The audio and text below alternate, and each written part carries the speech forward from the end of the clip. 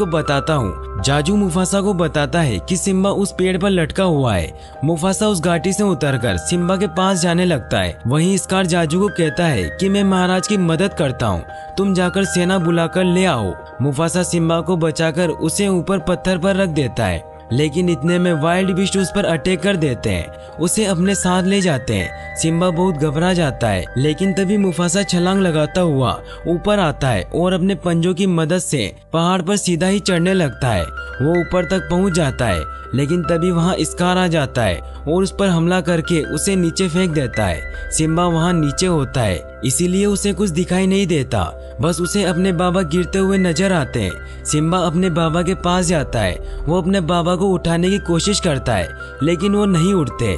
Simba को कुछ समझ नहीं आ रहा होता, वो काफी परेशान होता है। वो मदद के लिए आवाज भी लगाता है, लेकिन उसकी पुकार कोई नहीं सुनता।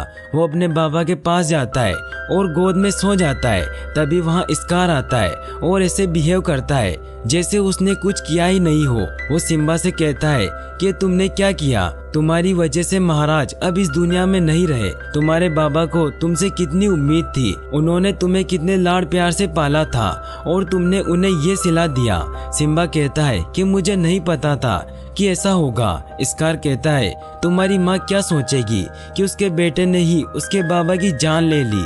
सिम्बा स्कार से पूछता है कि अब मैं क्या करूं। स्कार सिम्बा को कहता है भागो, भाग जाओ और कभी लौटकर वापस मत आना।